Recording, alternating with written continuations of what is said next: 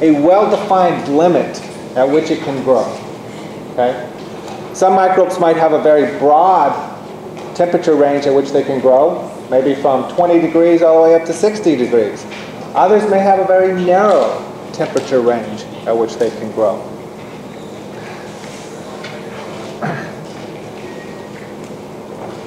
Again, growth over here, temperature over here. Some microbes grow at very low temperatures, from a negative 10 to a 10 degree. These guys are described as being psychrophiles.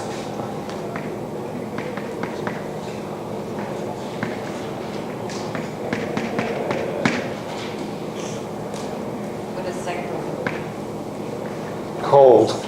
They're cold loving. These guys like it cold. You have those that prefer it just a little bit warmer, we call psychotrophs.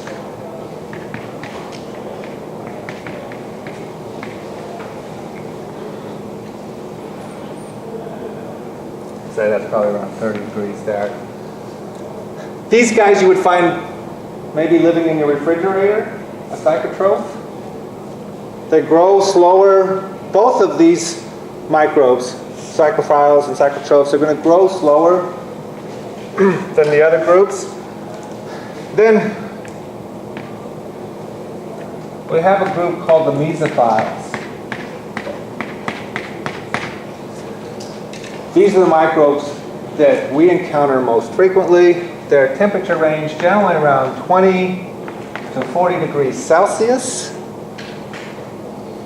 Maybe a little higher sometimes, maybe a little lower. The microbes that inhabit our body fall within this group, the mesophiles, because our body's at 37 degrees, give or take, and this is where they like to grow. And what's the temperature of our incubators in lab? 37 degrees. Mr. Hayes, what is toast? Means to eat. So they like to eat at cold temperatures. The next group we see growing yet at higher temperatures, these are the thermophiles. They prefer it a little bit warmer. And then there are microbes that prefer it even warmer called extreme thermophiles. I'm not going to put them up on this graph. You rarely will encounter them in laboratory. These guys, the extreme thermophiles, are usually archaeobacteria. And of course, they're going to be found in very extreme environments.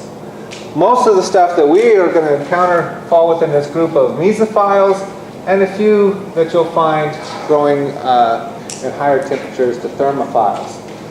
Some soil microbes also fit in this thermophile category.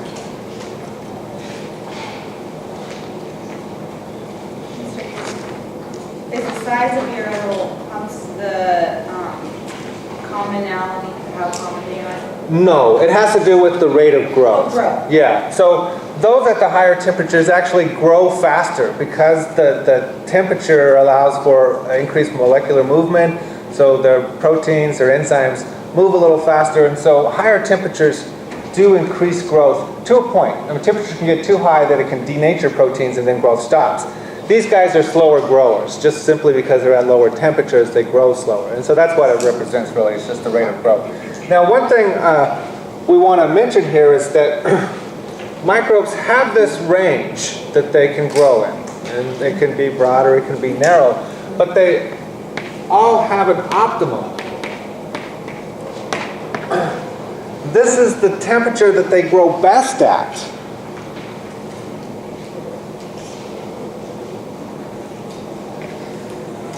Hopefully the temperature that you're going to see this kind of exponential growth. And you'll find that in most cases, the optimum temperature is near the top of the range. So consider mesophiles that grow in this range here. Where did we find them? Most of them growing right around 37. So near the top of the range. Not uncommon to find the microbes growing at the top of this temperature range, or at least that's where their optimum is usually found.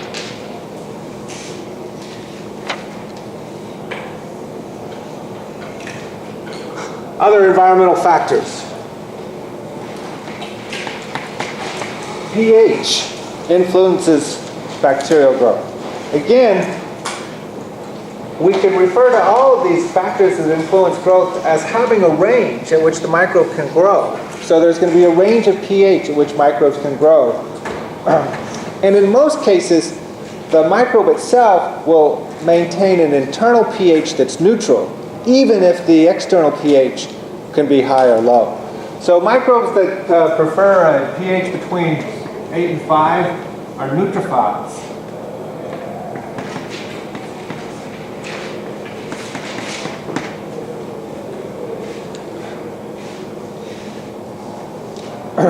They will not grow in an acidic condition. They won't grow in a basic condition. They need a neutral environment to grow in.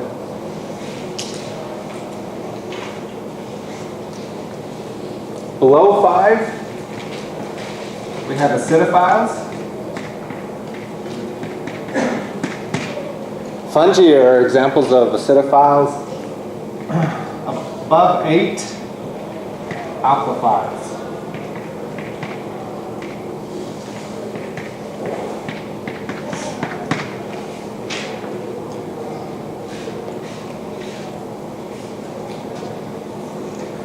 Now, some microbes, like I said, may find themselves in an environment that's different than their internal pH. For instance, Helicobacter pylori is a microbe that we find living in our stomachs. It's been implicated in causing ulcers. Our stomach is a very acidic environment, but Helicobacter pylori maintains a neutral internal environment and actually maintains a neutral environment immediately around the cell. They do this by secreting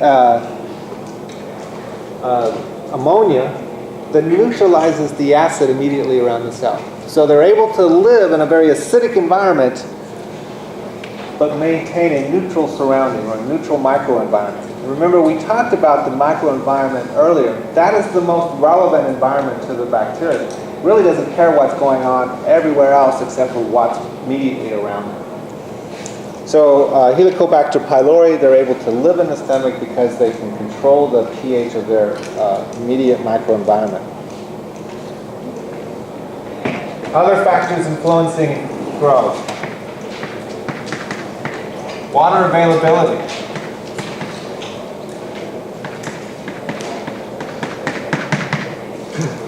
We talked about this when we were looking at food. All organisms require water. Just because something's moist, though, doesn't mean that water is necessarily available.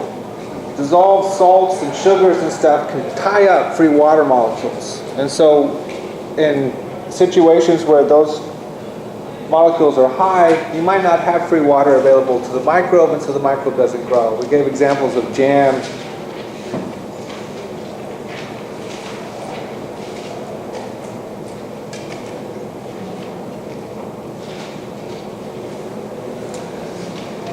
Some microbes, though, are able to tolerate a high saline environment. We call them osmotolerant microbes.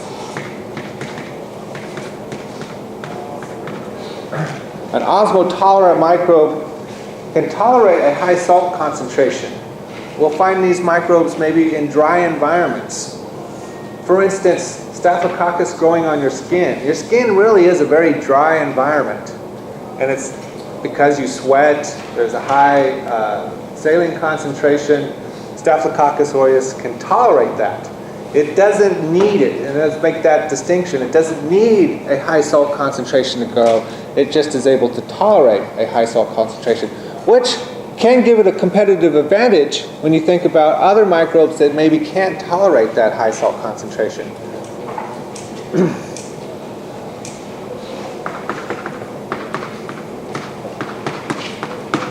Halophiles, these are microbes now that require a high level of salt. So maybe microbes that you might find in the ocean. require salt. And you have to take this into account when you're making the media. You know, what is my microbes' osmotic requirement? Does it need salt in the media?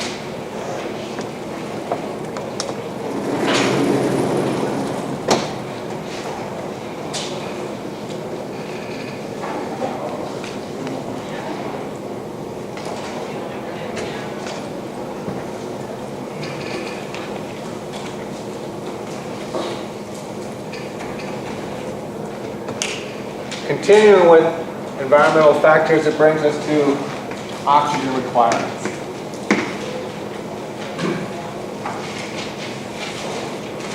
What are the oxygen requirements of the bacteria? What is necessary for it to grow? 5 categories that we can list here.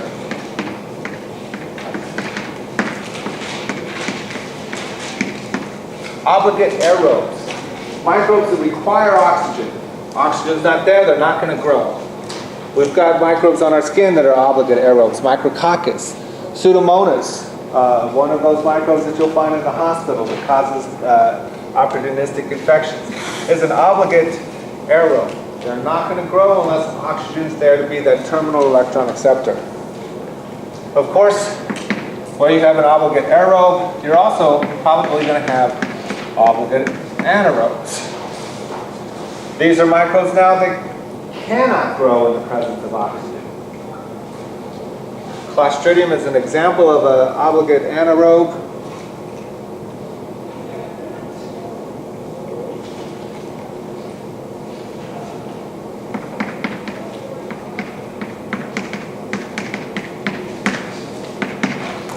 Facultative anaerobe, third category of oxygen requirement. We talked about these guys. They prefer oxygen, but they can grow in its absence. They use fermentation to allow it to do that. We talked about E. coli as an example of a facultative anaerobe. A lot of intestinal microbes are facultative anaerobes.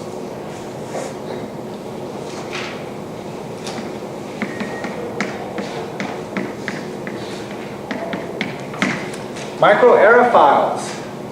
These are bacteria that need a little bit of oxygen, but too much of it will kill them.